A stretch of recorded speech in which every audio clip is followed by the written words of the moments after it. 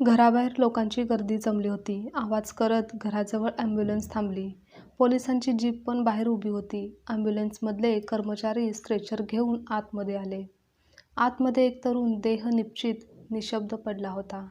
जवळच औषधाच्या गोळ्या पडल्या होत्या आणि त्याच्या हातात एक चुरगळलेला कागद देखील होता. इन्स्पेक्टरनी तो कागद उघडला. त्या कागदावर लाल शाईने लिहिलेले होते की, मला मरायचे नाही, मला पुन्हा नव्याने जगायचे आहे. इन्स्पेक्टरनी डोक्यावरची टोपी काढली आणि एक सुस्कारा सोडला आणि हळूच बोलले, अजून एक प्रेमवीर शहीद झाला. ही गोष्ट आहे मंगेशची आणि त्याच्या प्रेमाची. मंगेश बालपणीच अनाथ झाला होता. त्याची आई एका अपघातात गेली होती. त्याचे वडील आणि ते दोघेच गावात राहत होते. मंगेश लहानपणापासूनच अभ्यासात हुशार होता. म्हणूनच त्याची 10वी झाल्यानंतर त्याच्या वडिलांनी मंगेशला त्याच्या पुढील शिक्षणासाठी शहरात त्यांच्या काकांकडे राहायला पाठवलं.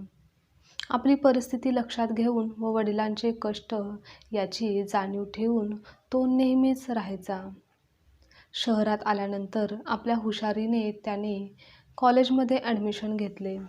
तेथे त्याची ओळख गौरीसोबत झाली. दोघेही एकाच वर्गात होते. गौरी मध्यम वर्णाची, लांबसडक केस, पातळ बांधा होती. ती हसताना खूप गोड दिसायची. मंगेश व गौरीचे हळूहळू जवळीक वाढली. ते दोघेही एकमेकांसोबत वेळ घालवू लागले. मंगेश गौरीच्या हसऱ्या स्वभावामुळे तिच्या प्रेमात पडला. पण कॉलेजमध्ये असताना त्याने तिला ते कधीच बोलून दाखवले नाही.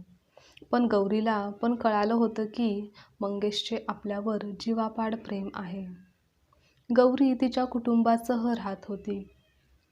त्यांची घरची परिस्थिती बेताची असल्याने आई-वडील दोघेही नोकरी करायचे. गौरी त्यांची मोठी मुलगी असते. आई-वडिलांना मदत व्हावी व आपल्या शिक्षणासाठी देखील हातभार लागावा यासाठी गौरी पार्ट टाइम जॉब करायची.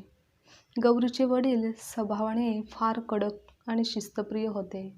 पण सगळ्यात जास्त प्रेम ते गौरीवरच करायचे. कारण गौरी खूप समजूतदार होती. हळूहळू कॉलेजचे 3 वर्ष संपायला आली होती. मंगेश आता बेचैन असायचा. कारण काहीच महिन्यात गौरीपासून त्याला लांब राहावे लागणार होते. या विचाराने त्याला त्रास व्हायचा. म्हणून एक दिवशी मंगेशने आपले प्रेम गौरीजवळ व्यक्त करण्याचे ठरवले. खरं तर याची कल्पना गौरीला आधीच होती. तेव्हा ती म्हणाली की, हे बघ मंगेश, मी समजू शकते तुझ्या माझ्याबद्दलच्या भावना, पण मी यावर कोणतेही उत्तर तुला देऊ शकत नाही. कारण आता आपण आपल्या करिअरचा विचार करायला हवा. मला माझ्या आईवडिलांचे नाव मोठे करायचे आहे. मला स्वतःला सिद्ध करायचे आहे. त्यामुळे या सर्वांसाठी मी वेळ देऊ शकत नाही.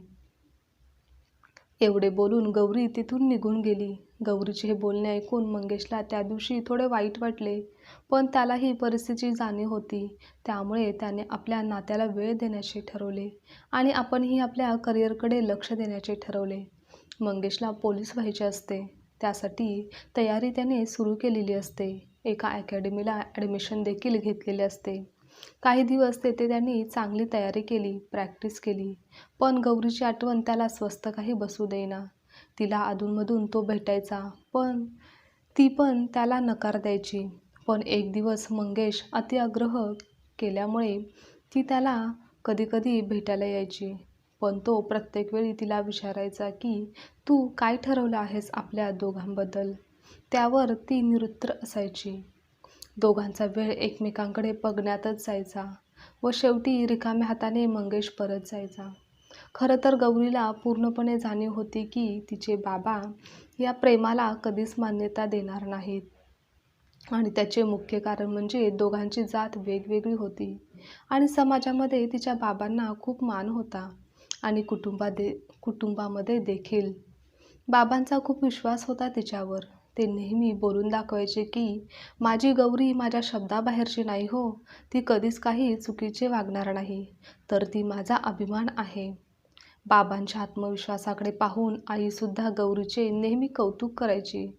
पण आईवडिलांच्या आपल्याप्रती असलेल्या भावना व अपेक्षा यामुळे मात्र गौरीला दडपण यायचे. ती नेहमी दडपणाखाली वावरत असायची. आईवडिलांच्या प्रेमासाठी व त्यांच्या संस्कारांचा मान राखण्यासाठी गौरीने खूप जास्त विचार करून मनावर दगड ठेवून एक निर्णय घेतला, तो म्हणजे मंगेशला विसरण्याचा. आणि त्यानुसार पुढे ती त्याच्या भेटीला नकार द्यायला लागली. हळूहळू त्याला टाळायला लागली. त्याच्या मेसेजचा पण रिप्लाय देत नसे. पण मंगेशला मात्र तिच्या अशा वागण्यामुळे खूप त्रास व्हायचा. त्याचे कोणत्याच गोष्टीवर लक्ष लागत नसायचे. गौरीचा विरह त्याला सहन होईनासा झाला. एकदा दोनदा त्याने तिला तिच्या घराजवळ जाऊन भेटण्याचा पण प्रयत्न केला, पण गौरीने त्याच्याकडे बघितले सुद्धा नाही. आता गौरीला विसरणे मंगेशला मान्य नव्हते, कारण तो तिच्यावर मनापासून जीवापाड प्रेम करायचा. तिच्याशिवाय जगणे ही कल्पनाच त्याला सहन होईना. एकदा का शेवटचे गौरीला विचारायचे तिचा काय निर्णय आहे तो जाणून घेण्यासाठी, म्हणून त्याने तिला भेटायला बोलवले. एका ठिकाणी त्यांची नेहमीची जागा होती. कॉलेजच्या 3 वर्षांमध्ये ते कित्येकदा तिथे आले होते.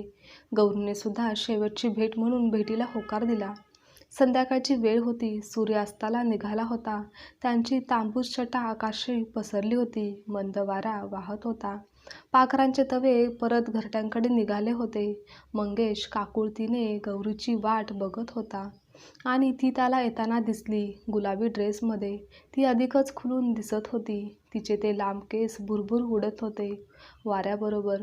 जवळ आल्यावर तिने त्याला बघून मंद स्मित हास्य केले. तिचे हसू अधिकच खुलून दिसल्याचा भास मंगेशला झाला. तो तिच्याकडे बघतच राहिला आणि गौरीचा हात त्याने हातात घेतला आणि तिला पुन्हा एकदा श्वास रोखून विचारलं, तू माझ्याशी लग्न करशील का? तू माझी होशील का? आयुष्यभरासाठी मला साथ देशील का? असे प्रश्न एकापाठोपाठ एक त्याने विचारले. त्याचे हात आता थरथरत होते. एक कंप त्याच्या शरीराला सुटला. डोळ्यामध्ये आसवे जमायला लागली होती. हृदय धडधड करत होतं. तेव्हा गौरीने त्याच्या हातावर हात ठेवला आणि म्हणाली, मंगेश प्लीज मला विसर. आपले एक होणे शक्य नाही. मी आंतरजातीय विवाह करू शकत नाही. माझ्या आईबाबांचा विश्वास मी नाही तोडू शकणार. आपले लग्न होणे कधीच शक्य नाही. माझ्या आईवडिलांच्या माझ्याकडून खूप अपेक्षा आहेत. त्यांचा मी अपेक्षाभंग करू शकत नाही. गौरीच्या अनपेक्षित उत्तराने मंगेशच्या हृदयाचे तुकडे तुकडे झाले. त्याच्या डोळ्यातून टिपोरे थेंब पडायला लागले. सर्व काही त्याला भकास वाटायला लागले. बराच वेळ तो तिचा हात हातात घेऊन गप्प होता. दोघेही निरुत्तर होते. शेवटची भेट म्हणून त्याने तिला एक घट्ट मिठी मारली. तो रडू लागला. तो तिला विनंती करू लागला की मी तुझ्याशिवाय जगूच शकत नाही. माझे तुझ्यावर मनापासून प्रेम आहे. थोड्या वेळाने ते दोघेही आपापल्या घरी निघून गेले. मंगेशने आता प्रॅक्टिस बंद केली होती. गौरीच्या विरहाने तो आता दारू पण प्यायला लागला होता. जवळच गावाबाहेर एक बार होता. तेथे तो तासनतास बसून राहायचा. दुःखभरे गीत गायचा. मंगेशकडे बघणारे कोणीच नव्हते. त्याला सांभाळायला, त्याला आधार द्यायला देखील जवळचे, आपुलकीचे असे आपले त्या शहरात कोणीच नव्हते. त्याची प्रकृती आता ढासळायला लागली होती. हे जीवन त्याला आता नश्वर वाटत होते. खूप नैराश्यात तो दिवस काढत होता. येणारा प्रत्येक दिवस त्याला जड झालेला होता आणि याच नैराश्यातून त्याने एकदाचा आयुष्याचा काय तो सोक्षमोक्ष लावायचा निर्णय घेतला आणि बाजारातून त्याने झोपेच्या गोळ्या आणल्या आणि रात्रीच्या वेळेस त्या गोळ्या घेतल्या. त्याच्या डोळ्यासमोर अंधारी यायला लागली. हृदयाची स्पंदने हळूहळू मंदावली आणि त्याला गौरीसोबतचे घालवलेले क्षण आठवायला लागले. त्यांची प्रथम भेट, तिच्या गालावरचे हसू, तिचा सेलिब्रेट केलेला तो पहिला वाढदिवस आणि त्यांची झालेली ती शेवटची भेट. सर्व काही मंगेशच्या डोळ्यासमोरून जात होतं. आता सगळं काही शांत झालं होतं. त्याने थोडा वेळ विचार केला. तो थोडा भानावर आला आणि गंभीरपणे विचार करत होता. मंगेश स्वतःशीच म्हणाला की गौरीशिवाय मला नाही जगता येणार का? आणि अचानक त्याचे विचार चक्र गतिमान व्हायला लागले आणि अनेक प्रश्न त्याला पडले. प्रेमच हे माझे जीवन होते का? या प्रेमाशिवाय मी बरेच काही करू शकलो असतो. एक चांगला पोलीस ऑफिसर बनू शकलो असतो. जीवनात सुखाचे, प्रेमाचे क्षण दुसऱ्या नात्यामधूनही मिळवता आले असते. गोरगरिबांसाठी जगलो असतो. एखाद्याला मदत करता आली असती. कोणाचे सांत्वन करता आले असते. कोणाला तरी हसवता आलं असतं. पुन्हा आयुष्याची सुरुवात करता आली असती. नव्या उमेदीने जगता देखील आलं असतं. अशा अनेक विचारांची मालिका त्याच्यासमोरून जात होती. अरे देवा, हे काय घडलं माझ्या हातून? मी का संपवलं माझं जीवन? पण त्या गोळ्यांनी आपले काम केले होते. त्याचे हात थरथरायला लागले होते आणि तो ओरडला. त्याच्या कंठातून शब्द बाहेर पडले, मला अजून जगायचं आहे, मला मरायचं नाही. टेबलावर ठेवलेल्या एका कागदावर त्याने पेनाने लिहिले, मला अजून जगायचे आहे. पण आता काहीही उपयोग नव्हता. विष संपूर्ण शरीरात पसरलेले होते. तो धाडकन खाली कोसळला. त्याचे डोळे मिटले आणि हा प्रेमवीर गतप्राण झाला होता. मंगेशने योग्य वेळी स्वतःला सावरलं असतं. त्याने स्वतःचा व त्याच्या वडिलांचा विचार केला असता तर तो आज या जगात असता.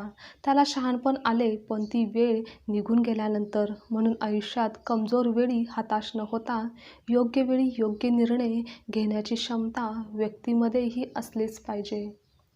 आजची कथा तुम्हाला आवडल्यास लाईक, शेअर, कमेंट करा आणि चॅनलवर नवीन असाल तर चॅनलला सबस्क्राईबसुद्धा नक्की करा.